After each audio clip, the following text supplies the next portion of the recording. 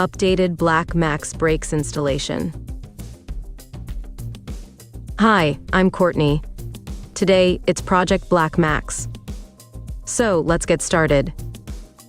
Included in this updated version, I will discuss how these brakes performed over nearly 200 hours for me, and where you can purchase this brake kit for a reasonable cost. The Black Max kit comes with these parts, plus 2 new wheels. The brake caliper and rotor goes inside the wheels so you can't use your stock wheels. Plus, the wheels are a different size. So, I had to buy new tires and tubes. The wheels included in the kit are very likely to be of a different size than what you have. Expect to buy new tires. We're ready for installation of the hubs. One of the reasons for replacing my cable disc brakes is because the system is a bit weird. Numerous holes and modifications were made to get it to fit. Components were installed backward for bolt access. After landing, the system wasn't quick to stop. A lot of IS hardware required to get everything to work. The Black Max hub is mounted on one side of the wheel with 3 bolts. Make sure the valve stems face outwards. We're ready for the caliper installation. The Woodruff key goes in the axle bolt slot. There's a keyway slot on the caliper assembly. Slide the assembly over the key. The new axle bolt bushing is inside the axle tube. Make sure the bolt is in place. Slide in the assembly, pull out bolt just enough to keep axle bushing in place. With the caliper pointed up, start a small hole. Use a bench vise or drill press to drill the axle bolt hole. The new caliper makes for a nice clean install. Tighten the set screw under the caliper. In the very top hole of the caliper, screw in the air bleed screw. Again, it goes in the top hole. Otherwise, you'd never be able to properly bleed it. Don't tighten it just yet. These are the plugs for the other 2 holes. The green ends go inside the holes. These 2 screws can be tightened now. Next is the compression fitting. It needs to have Teflon tape or Loctite thread sealant on the threads. Screw it into the large hole on the bottom. Make sure everything is tightened except bleed valve. The new brake rotor disc is a free-floating design. In other words, it's not bolted or fastened to anything. The rotor floats within the components. Insert the rotor between the 2 brake pads. Don't forget the washer, it's important. Insert the axle bolt assembly into the hub. A light tap with a rubber mallet helps. The caliper spins around the rotor freely. A washer goes on the front side. Then, a nylock nut.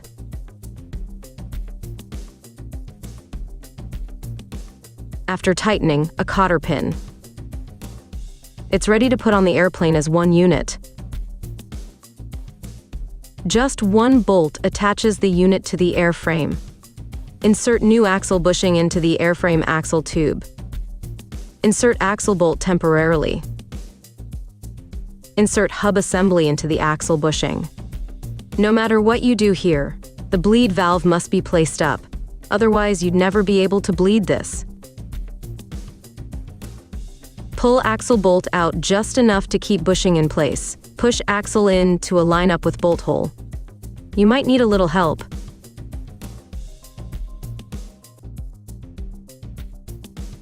On the control stick, slide brake lever into place.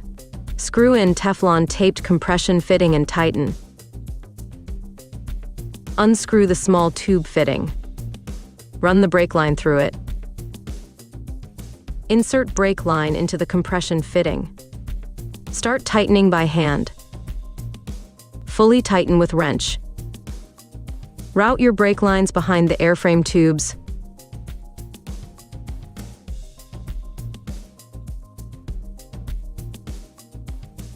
That way, if you hit something on the ground, you won't lose your brakes. You can route your brake lines any way you want. Here, I ran the brake line through a series of tubes to prevent scuffing.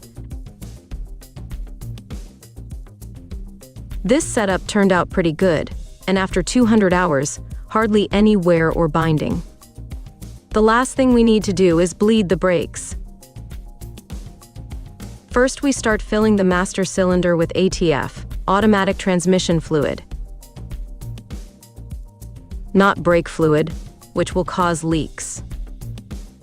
Instructions say 2 compressions of the brake lever empties the master cylinder. Keep it filled to prevent air getting sucked in. Loosen one of the bleeder valves and keep pumping and pouring until no more air comes out of the valve. Tighten, then do the other one.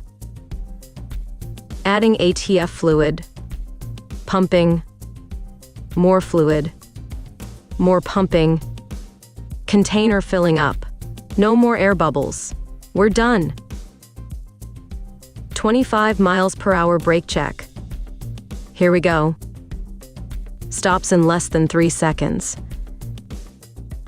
Now, after a number of high-speed braking, on both the runway and turf, I can assure you these brakes have awesome stopping power. If any of you had a cable-operated band brake setup like the one in the image, you'll understand the torture of constant adjusting and poor braking.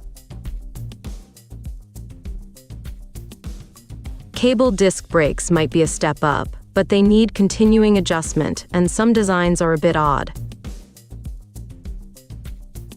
After initially adding fluid during installation, I've not had to do one single thing to my Black Max system.